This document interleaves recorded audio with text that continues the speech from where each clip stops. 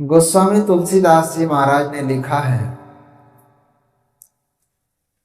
जब द्रवहि दीन दयाल राघव साधु संगति पाइए, जेहि दरस परस समागम आदिक पाप राशि नसाई। जब परमात्मा की असीम कृपा होती है, कि दया होती है, तो जीवों को सत्संग मिलता है, संत महापुरुषों की संगति मिलती है। तो आज का जो यह सत्संग है आप सबको विदित ही होगा कि गोविंद बाबू, गोविंद नाम है, गुरु गोविंद बाबू अपने नवनिर्मित मकान को उद्घाटन करने के लिए आज से ये गृह प्रवेश हो गया। इसके उपलक्ष्य में सत्संग का कार्यक्रम रखा है। हमारा धर्म क्या है? वैदिक है, सनातन जिसको कहते हैं, जिसमें वेद की प्रधानता है।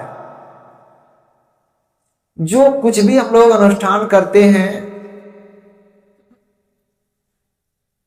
तो उसमें वेद मंत्र का उच्चारण किया जाता है। चाहे छोटा से छोटा भी कार्य कहने, सत्यनारायण कथा करते हो, कोई गृह प्रवेश करते हैं, तो कुछ नहीं, यदि उच्चारण नहीं कर पाते हैं तो पंडित जी को बुलाते हैं।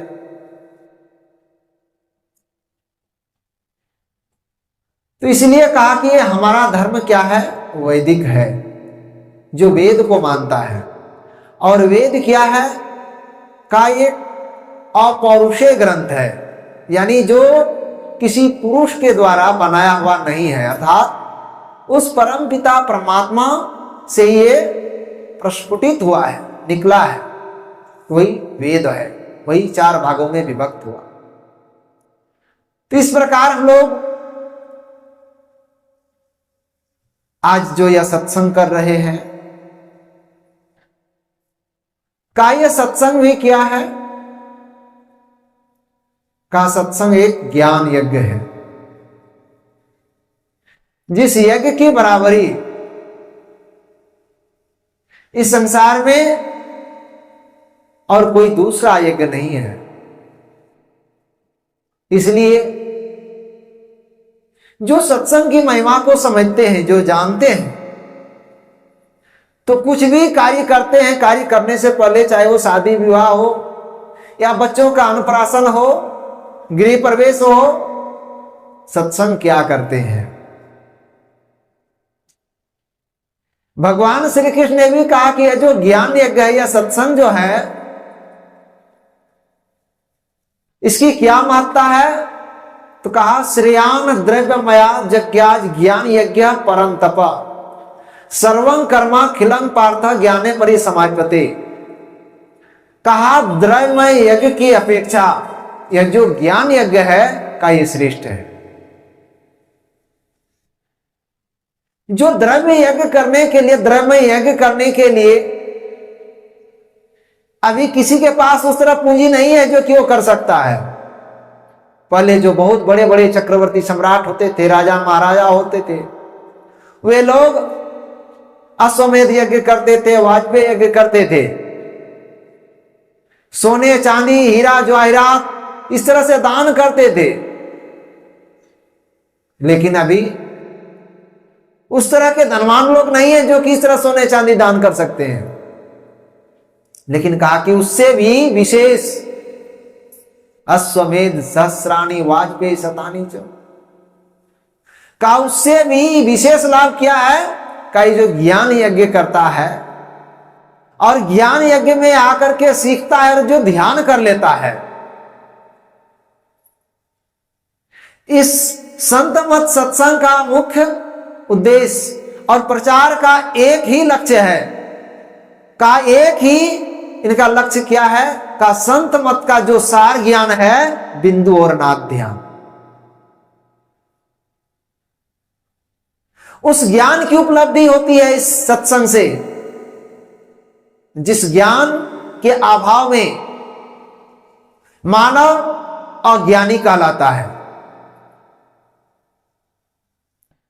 कहेंगे क्या ज्ञान मेरे पास नहीं है?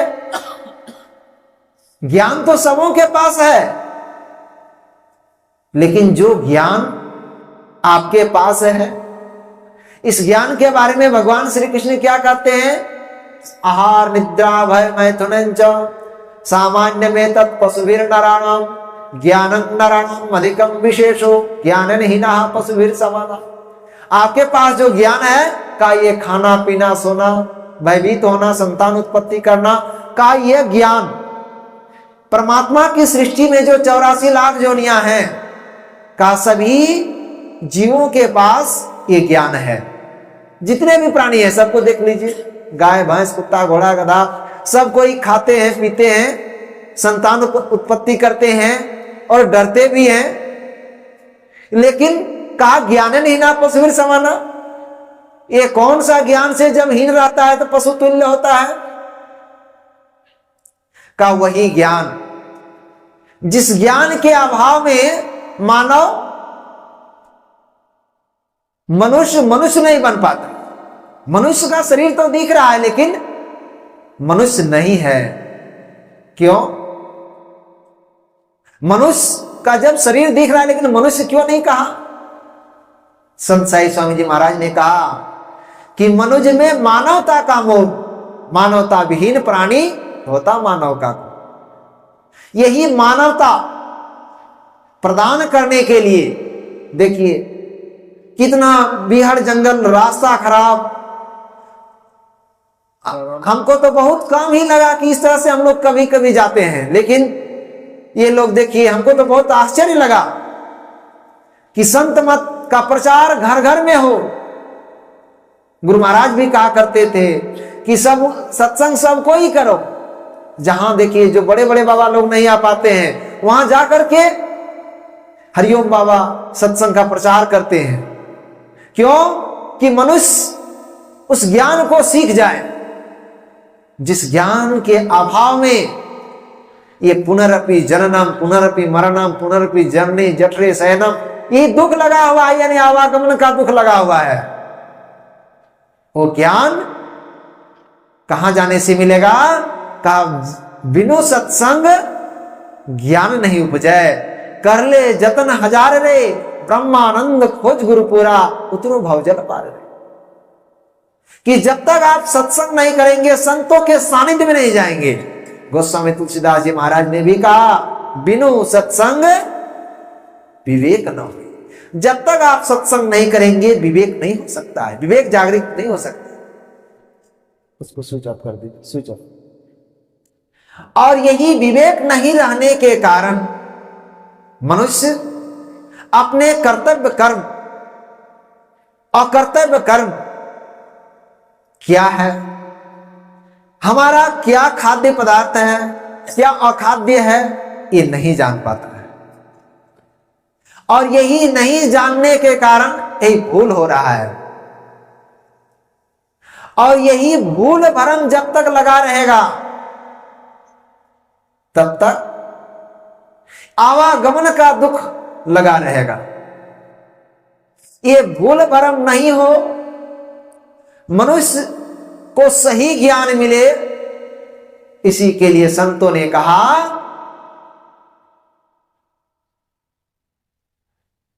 कि संतों के सानिध्य में जाओ।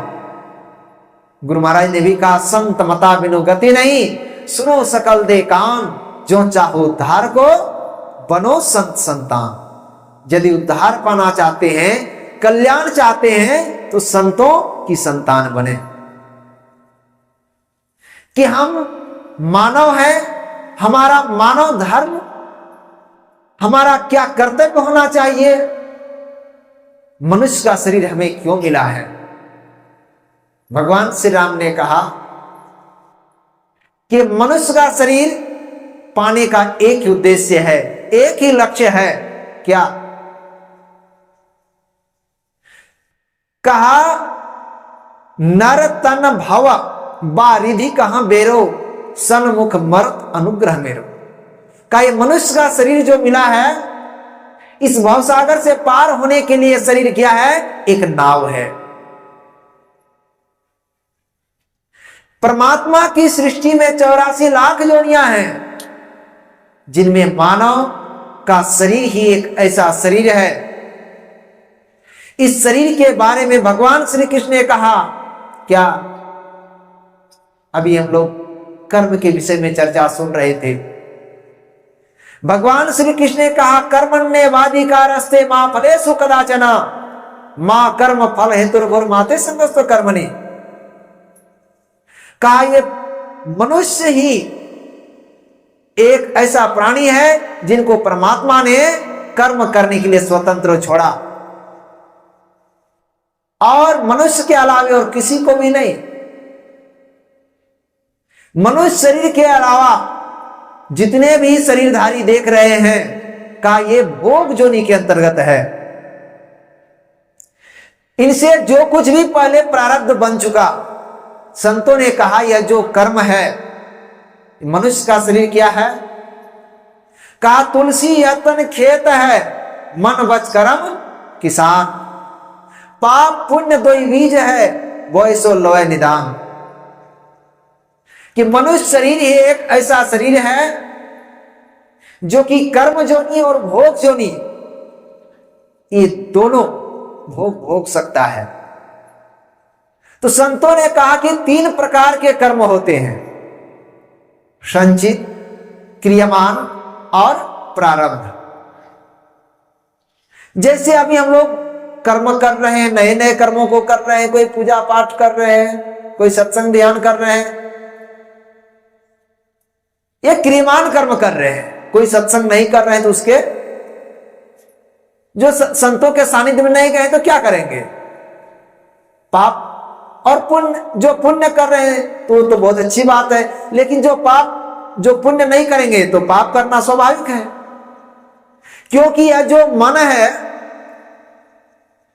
एक क्षण भी ये बाकी कर्म करने से ये चूकता नहीं है, हमेशा निरंतर ये कर्म करता ही रहता है। लोग कहेंगे कि हम पापी नहीं ना, हम क्यों सत्संग में जाएंगे? लेकिन संतों ने कहा कि यह जो कर्म है मन से, वचन से और कर्म से, तीनों तरह से ये कर्म होता ही रहता है।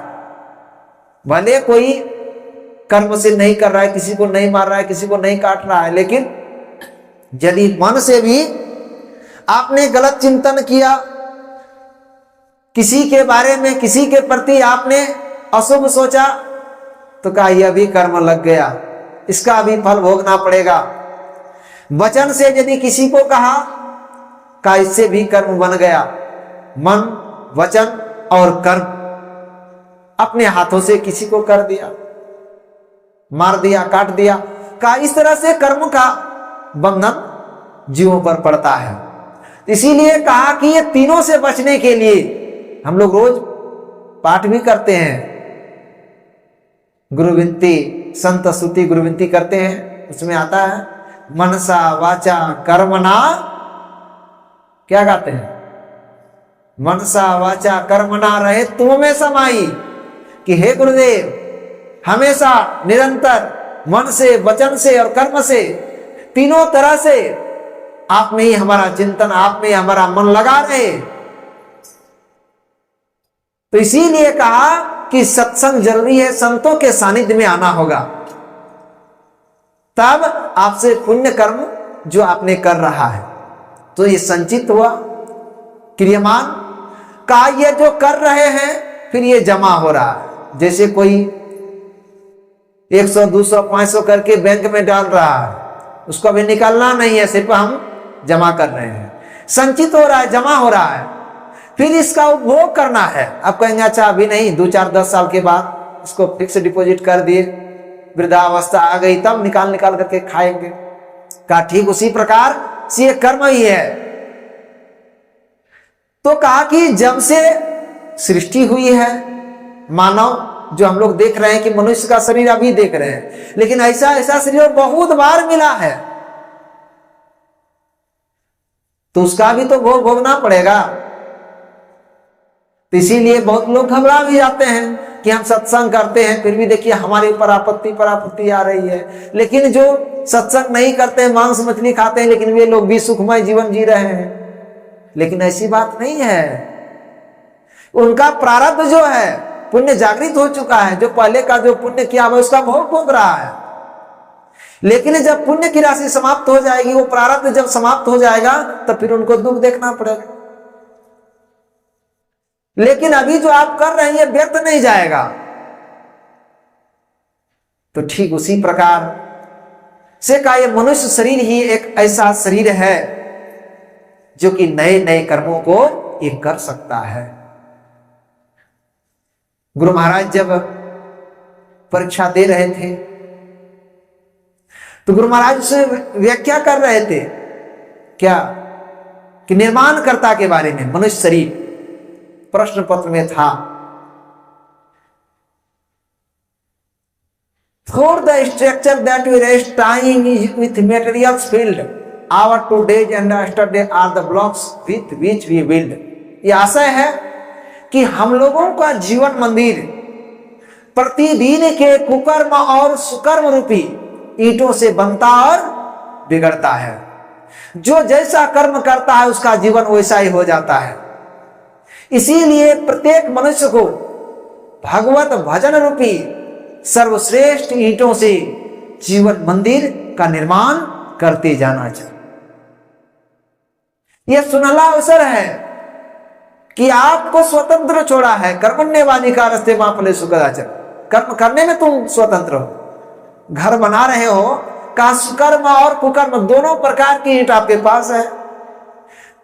आप जिस ईंट के सहारे आप मकान बना सकते हैं, घर बना सकते हैं। तो इसलिए संतों ने कहा, महापुरुषों ने तो, हमारे गुरु महाराज ने तो क्या कहा कि जो कर्म कर रहे हैं, कैसा कर्म, सबसे उत्तम कर्म क्या है। संत कबीर साहब कहते हैं, कर्म हो ऐसा कि जग में फिर से आना ना पड़े, लक्ष्य और राशि का भुगतना फिर ना हर जाना पड़े। कि अपने जीवन काल में ऐसा कर्म कर लो कि फिर से संसार में नहीं आना पड़े। यही सबसे बड़ा कर्म है। लेकिन जो अभी हम कहेंगे कि सत्संग कर रहे हैं, ये अभी पुण्य का काम कर रहे हैं, देवी माई की पूजा कर रहे हैं, ये भी पुण्य का काम है। लेकिन यह जो सत्संग है, इससे क्या लाभ होता है। यदि आप भक्ति कर रहे हैं, गुरु महाराज ने तो कहा कि यह सत्संग क्या है। सत्संग से सार भक्ति करने की प्रेरणा मिलती है, सार भक्ति की जानकारी होती है। लेकिन सार भक्ति के अलावा जो असार भक्ति करते हैं, यानी देखा देखी भक्ति कर रहे हैं, पूजा पाठ कर रहे हैं, इससे क्या है, पुण्य की प्राप्ति हो जाती है, पुण्य मिल गया। लेकिन महापुरुषों ने कहा कि यह जो पुण्य है, पुण्य कर्म जो आपने किया, इसको भी तो भोगने के लिए आना पड़ेगा इस संसार में। क्या आना पड़ेगा कि नहीं। पुण्य का भी फल मिलता है और पाप का भी फल मिलता है। लेकिन संतों ने क्या कहा कि अरे सबसे बड़ा कर्म तो है, कर्म हो ऐसा कि जग में फिर से आना ना पड़े, इस संसार में फिर से आना नहीं पड़े, यही सबसे बड़ा कर्म है। गुरु महाराज ने क्या कहा कि नहीं आना पड़े, इसके लिए क्या करना पड़ेगा, का यही मानुष देह समैया में करो परमेश्वर में प्यार, कर्म धर्म को जला खाक कर देंगे तुमको तार। ये कर्म भी और धर्म भी सबको जला करके खाक करेंगे। जब तक खाक नहीं होगा तब तक आवागमन नहीं मिटेगा, आना जाना पड़ेगा ही। इसीलिए कहा कि उस परमपिता परमात्मा में प्रेम करो, यही मानुष देह समैया में करो परमेश्वर में प्यार, कर्म धर्म को जला खाक कर देंगे तुमको तार। संत साई स्वामी जी महाराज ने क्या कहा? इस आवागमन को मिटाने के लिए कहा, धर्म प्रेमियों उठो, ऐसे संगियों जागो, है मिटाना जीव का योनि में आना जाना। यही आना और जाना, इसको मिटाने के लिए क्या कहा? उठो, जागो। उपनिषद में भी आया है, उत्तिष्ठत जाग्रत प्राप्य वराणि बोधत क्षुरस्य धारा निशिता दुरत्या दुर्गम पथस्तत् कवयो वदन्ति। का अरे अविद्याग्रस्त लोगों उठो, जागो और श्रेष्ठ पुरुष के समीप में जाने के लिए कहा। अभी जो कहेंगे हम लोग जागे हुए हैं, ये असली जागना नहीं है। सुन रहे थे कि यह जो जागना है ये क्या है? का यही जग जामिनी जाग ही जोगी। इस संसार में उसी को जागना, वही जागा हुआ है जो जोगी है, जो श्रेष्ठ है, जो संतों के सानिध्य में जाता है। इसीलिए कहा कि श्रेष्ठ पुरुषों के समीप जाओ, तब तुम जग सकोगे।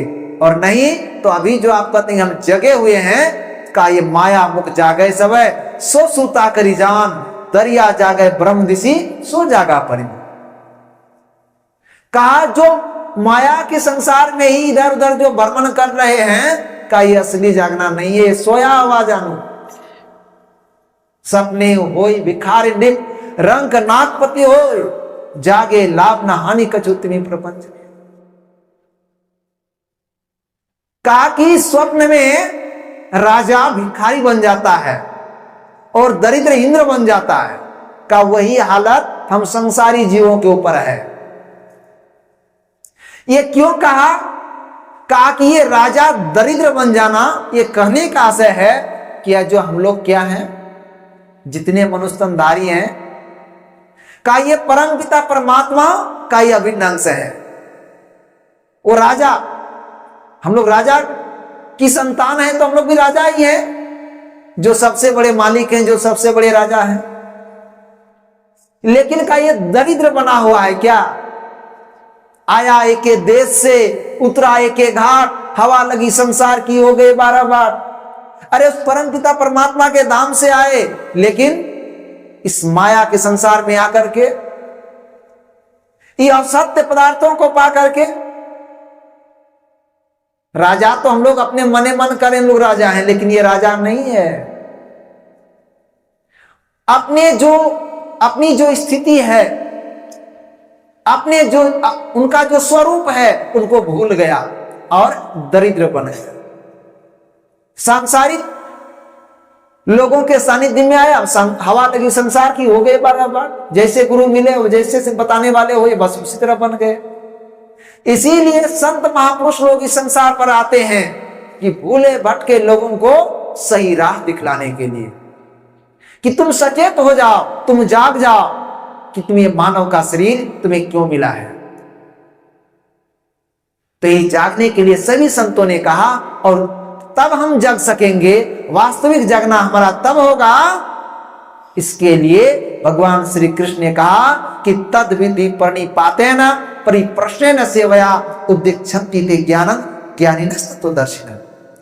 कि यदि तुम जगना चाहते हो, अपने स्वरूप को जानना चाहते हो, तो इसके लिए तत्वदर्शी जो जोगी हैं, उसका जो ज्ञान है उसे सीख लोगे और मुस्तैदी के साथ नित्य नियमित रूप से साधन भजन करोगे, तब जो भी तुम्हारे से जो कर्म हो रहा है, कर्म का लेप नहीं लगेगा।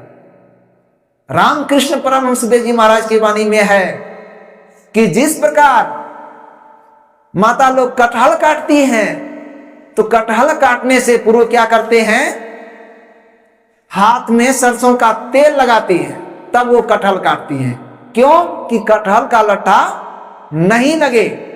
इसीलिए ऐ संसारी जीव, तुम भी संसार के कामों को कर रहे हैं, लेकिन संतों ने छोड़ने के लिए नहीं कहा। कहेंगे घर द्वार छोड़ देंगे तब हम माता बन जाएंगे, कर्म का लेप नहीं लगेगा, लेकिन ऐसे किसी ने नहीं कहा। देखिए हरिओम बाबा घर गृहस्थी में रहते हुए भी देखिए महान है। इसीलिए संतों ने कहा, ना हर छोड़ो ना घर छोड़ो, भजन करो जिंदगानी में, संसार में तुम यह रहो जैसे कमल रहता पानी। ना हर छोड़ो, हल मतलब जो हल चलाते हैं का वो भी काम नहीं छोड़ो, घर भी नहीं छोड़ो, लेकिन संसार में ऐसा रहो। कैसा? जैसे कमल रहता पानी में, कि कमल का जो पुष्प होता है पानी का लेप नहीं लगता है, का ठीक उसी प्रकार यदि तुम अपने आप को भगवत भक्ति से सराबोर कर दोगे और तुम यदि कर्म सब कुछ उस परमपिता परमात्मा को अर्पित करके यदि तुम कर्म करोगे तो तुम पर कर्म का लेप नहीं लगेगा। इसीलिए हम लोगों को चाहिए कि जो संतों की ब्रह्म विद्या है, जो युक्ति है, उसे सीख लेना चाहिए। संत साई स्वामी जी महाराज ने कहा कि मुक्ति का मार्ग भक्ति है, जो युक्ति बिना नहीं होती है, और युक्ति से भक्ति यदि न किया तो भव से त्राण कहां होगा। युक्ति अर्थात संतों की जो ब्रह्म विद्या है उसे सीख लें और भजन करें, तब हमारा इहलोक और परलोक दोनों जगह मंगलमय होगा। बोलिए श्री सद्गुरु महाराज की जय।